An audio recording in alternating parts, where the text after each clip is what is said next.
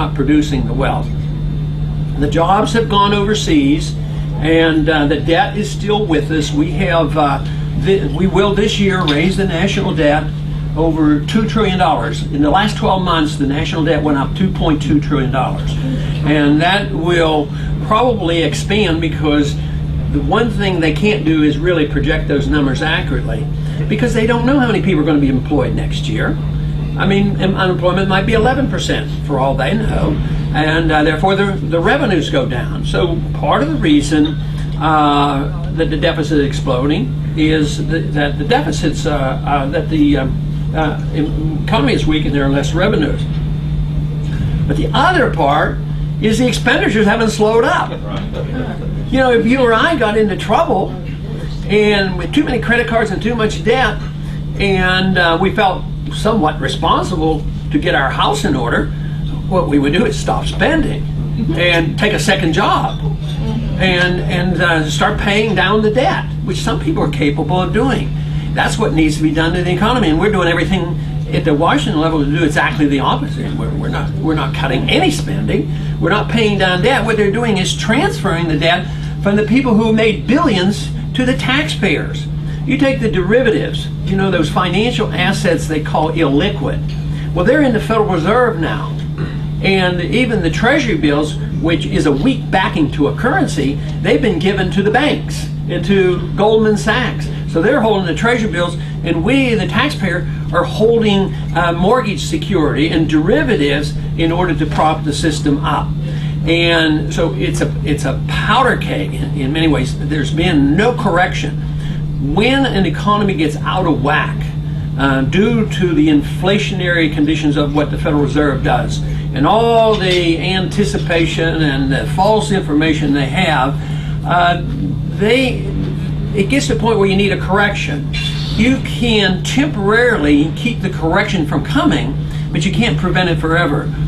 So since 1971, we've had, 6 or 8 significant recessions. And that's the market always saying, you're overdoing it, it's alter kilter. But we kept piling on the debt, consuming our wealth, until finally the big correction had to come, and we're in the midst of it. But we're doing everything possible to prevent the correction. And if you're doing something to yourself, harming yourself, the correction is stop doing it. If you drink too much or smoke too much, the correction is stopping. But in our case, the correction means that we have to cut spending, cut taxes, cut regulations, cut the deficit, cut printing money. And we're doing everything more so. And it makes things worse, so we do more and more. And it will stop the economy. But the next sign will be the dollar. The financial structure is done. I don't think they can rebuild the international financial system on a dollar standard, a paper dollar standard. And the opposition, those who are really in charge of our Federal Reserve and our Treasury and our government, they know that.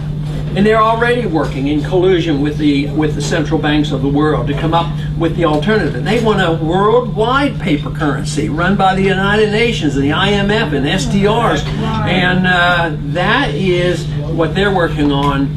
And I would say that it shouldn't be difficult for us to say, absolutely not. We don't need that.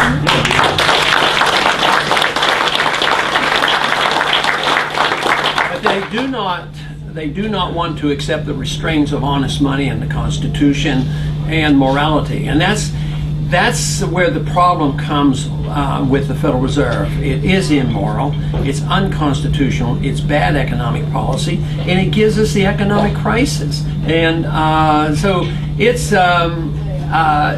something that has to be addressed. The Federal Reserve is set up so government can grow in a sinister way where they don't have to be responsible. And you can finance a welfare state if you monetize the debt. You can run this worldwide empire, which is so destructive and so harmful to us, and they can finance those debts the same way. But not only that, is the Federal Reserve is a government unto itself. They can literally create trillions of dollars, which they've had especially in these last couple of years, put it into the hands of foreign governments, into the hands of foreign banks, into the hands of international financial organizations, into the hands of corporations.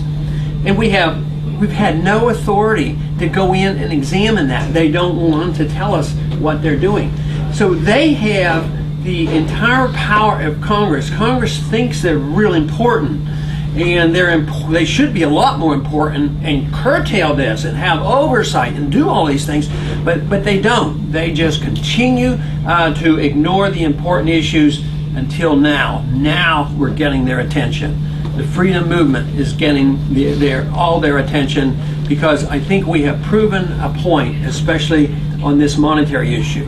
What happened was when the TARP funds were appropriated and authorized, the information got out that finally the Congress didn't even know where the money was going.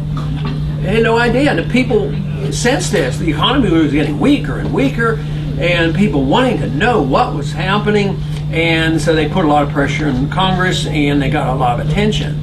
But then it turns out that this is a small matter compared to the trillions of dollars involved in the Federal Reserve.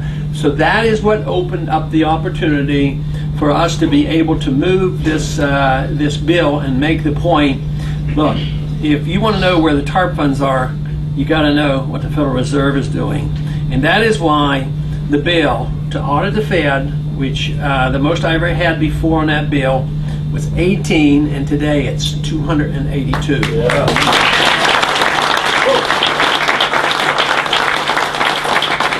75% of the American people say it's right to know what the Federal Reserve is doing.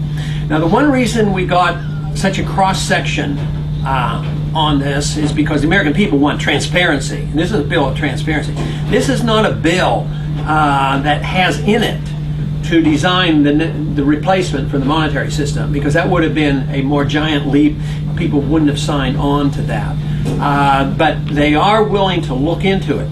But if we know more about what they're doing, what kind of deals are being made, and who's been benefiting, believe me, that will usher in the day when we can have true reform.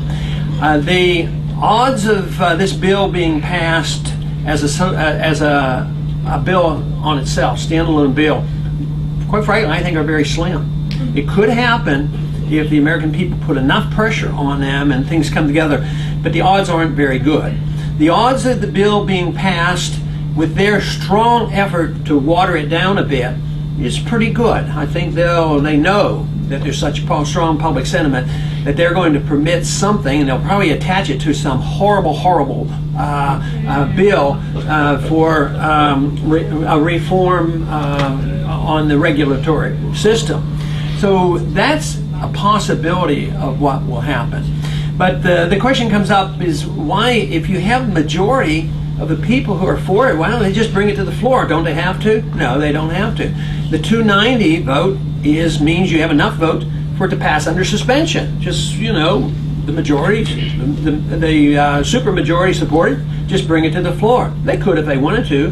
Pelosi could bring it up on Monday, the first Monday we go back, and it could be under suspension. And I imagine there wouldn't be very many who would oppose it. But it's not going to happen. The establishment does not want this, and I think if you get to be president or vice president or speaker of the House, the establishment have a lot of influence on those individuals. So they will be restrained in bringing this up unless the momentum continues, and I think that is a possibility. So we don't know exactly what will happen, but something is going to happen in the next several months. But let's say they take that bill and they do nothing. Let's say they refuse to, or pass something that is totally worthless. I think then those individuals, the groups, the citizens who have been pushing this bill, as well as the 75% who think transparency is a good idea, they're going to be outraged, because it'll prove our point that they would defy this huge majority of people and common sense in the Constitution in order to protect their secrecy on what they're doing. So I work on the assumption, I do not know for sure, but I know one thing: we can continue with this issue. This issue is going to be important for a long time to come.